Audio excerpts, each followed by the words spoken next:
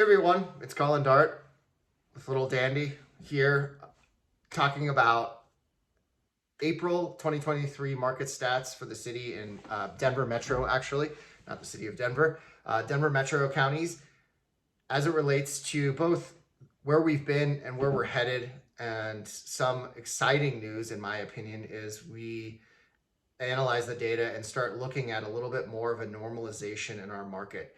And some of the stats that I see that I think are somewhat exciting, and I know if you bought a home in 2022, this isn't the most exciting news. I did as well. I bought one at the peak of 2022's market, but we see average sold price depreciation for single family detached homes at 7.2% for the month of April, so April 2023 to April 2022. However, average sold price from March until April 2023 is up.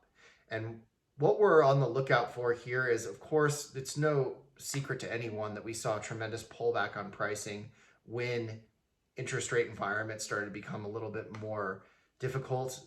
They more than doubled in the third and fourth quarter of 2022. And so that volatility is starting to work its way out. The average price depreciation last month and this month are very similar. They're congruent. So what I'm on the lookout for is finding some sort of a new baseline of which likely to start basing our new reality, our new paradigm, and how we're starting to price homes, and then are not analyzing it a little bit on the buy side as well, and understanding where things will be headed. And I think right now it's great news in the sense of the market is opening up. It's becoming a little less unpredictable. Full disclosure, though, it's the city of Denver and the Denver Metro is behaving, and this was something that we saw coming early on in one of my first blog posts this year, which is it's hyper local, it's nuanced, and it's very complicated, our market. And I'm talking to clients or not clients, agents over this weekend that have listed a property and have not yet had a showing, which if you would have told me this last year, I would have thought you were absolutely insane, or that perhaps you didn't enter in the property correctly on the MLS and it wasn't distributing right. But now we're starting to see a very hyper local market develop in the city of Denver and the Denver Metro County region.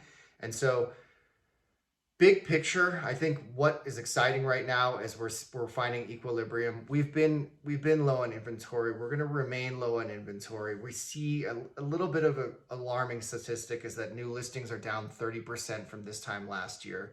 So the choice isn't as exciting as it has been over the last couple of years, and certainly as we go back to 2019, 2018. And this is due to the fact that sellers are sitting on low interest rates. They're in a sit and wait and hold and wait to see what happens type mentality.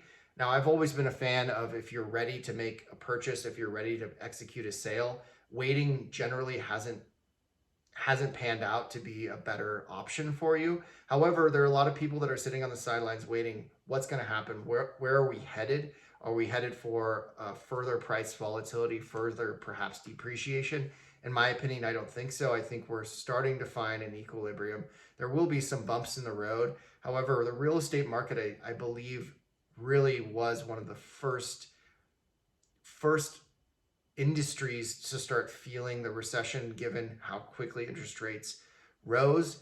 As we enter into what will be characterized traditionally as a recession in the third and fourth quarter, I anticipate a more cyclical environment. And keep in mind, we're looking for a time where interest rates start peaking out, they start pulling back, and that will start creating a little bit more buzz and intensity in the market, because there are so many people that were sitting on the sidelines that were not able to execute a transaction in 2020, 2021, or 2022 because of the veracity of competition.